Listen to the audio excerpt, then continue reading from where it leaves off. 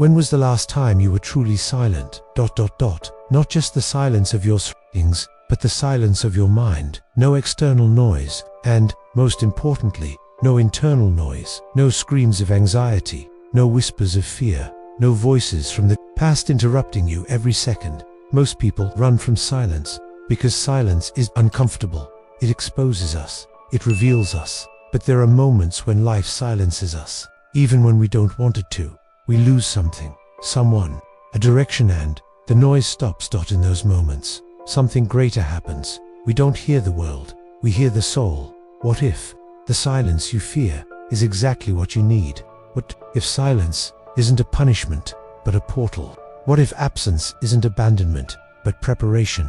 There is a kind of strength that doesn't announce itself. It doesn't prove itself. It doesn't shout. It waits, that fasts. It watches. It transforms. From within. Many know the story of the 40-day fast. Some even repeat the rituals, but few understand what was truly being tested there. It wasn't about bread. It wasn't about hunger. It was about virtue, about the silent strength that shapes us when no one is watching, a strength that also lives within you, waiting to be remembered. So stay with me until the end, because today we'll uncover the Stoic message behind the 40-day fast, and perhaps you'll realize that your own desert also holds a hidden message. Before the miracles, before the disciples, before the crowds, before any words were spoken in public, there was the desert. It wasn't just any place. It was dry, vast, barren, a place where even time seemed to drag. No shade, no echo, just the sound of one's own heartbeat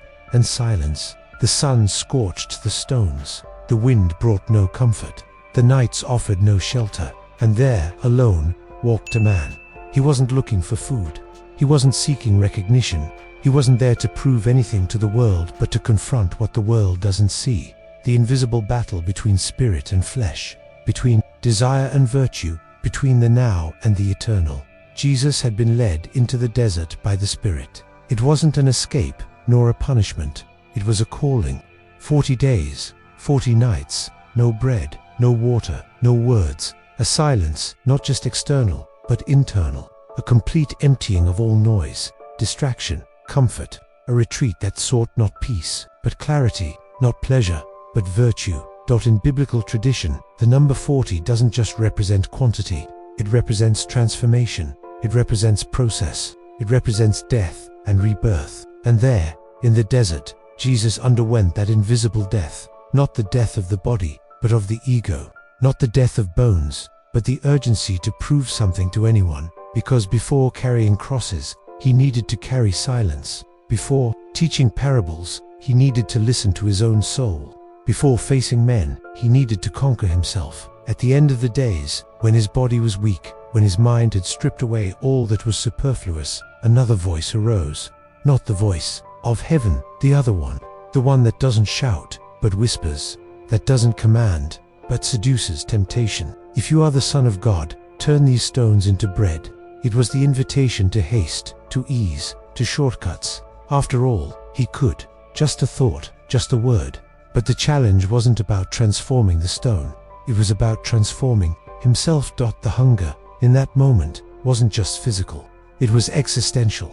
It was the hunger to be recognized, the hunger to escape discomfort, the hunger to display power. But Jesus didn't respond with pride. He didn't react with anger. He answered with wisdom. Man shall not live by bread alone, but by every word that comes from the mouth of God.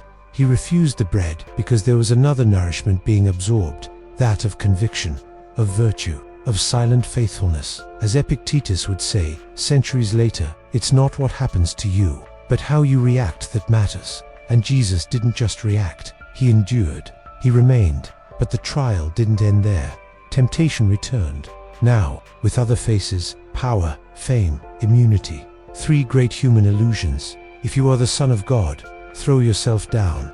The angels will catch you. All this I will give you, if you bow down and worship me.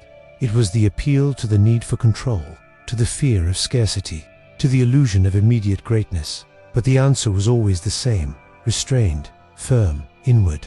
Jesus didn't wage a visible war. He didn't face external enemies. He faced himself, and he won. This is the virtue of resistance. not the resistance of pride, but of maturity. The virtue of one who understands that some battles are won by non-reaction, that some fights are won with silence, that some trials aren't meant to be solved, but endured. When he left the desert, Jesus didn't leave hungry, he left strengthened. He didn't leave exhausted, he left awakened. He hadn't just endured a trial, he had been shaped by it. The desert wasn't punishment, it was preparation. The hunger wasn't a curse, it was refinement. Temptation wasn't the enemy, it was a mirror. And the silence, so feared, was the teacher. Jesus no longer needed to prove he was the Son of God. He already knew, and that no one could take away. This is the turning point that transforms ordinary men into virtuous men, the point where suffering is no longer seen as punishment, but as refinement. The point where silence ceases to be absence and becomes revelation. Just as the Stoic endures pain without turning it into spectacle, Jesus traversed his desert without fanfare, and in doing so, he teaches us that true strength isn't in acting impulsively, but in knowing when not to act. That true mastery isn't in controlling the world, but in controlling oneself. This episode isn't about physical fasting, but about fasting from urgency, from automatic reactions, from the ego. It's the discipline of one who understands that time in silence isn't waste, but construction, because the man who leaves the desert isn't the same one who entered, and perhaps that is the true miracle. As Epictetus would say, no man is free unless he is master of himself. True freedom isn't doing what one wants, but choosing what one must. In the desert, Jesus had the chance to prove his divinity, but chose to prove his humanity, not out of weakness, but out of strength, not out of pride, but out of virtue. He didn't bow to hunger, he didn't react to emptiness, he didn't yield to provocation. The desert wasn't the problem, the hunger wasn't the obstacle. The real battlefield was within. Jesus practiced, even centuries before Stoic philosophy was formalized, what the Stoic sages would call apatheia. Don't confuse it with apatheia, coldness that denies life. Apatheia, for the Stoics, is mastery over disordered passions. It's the calm of one who feels but isn't ruled by feeling, of one who perceives the impulse but doesn't become enslaved to it, of one who faces pain and yet responds with serenity. Jesus felt hunger, thirst, exhaustion, but he didn't let suffering decide for him. He didn't react to pain, he observed, he chose. And this is what Seneca would call, virtue is proved in suffering. Suffering is not virtue, but enduring suffering without losing yourself is. Jesus was tested by everything. Humanity fears, scarcity, which makes us feel helpless, doubt, which makes us crave shortcuts, waiting, which makes us question whether it's worth continuing. And yet, he responded with the virtue few sustain, the virtue of resistance, not prideful, stubborn resistance that refuses to change, but mature resistance, the kind that comes from self-knowledge, from inner alignment.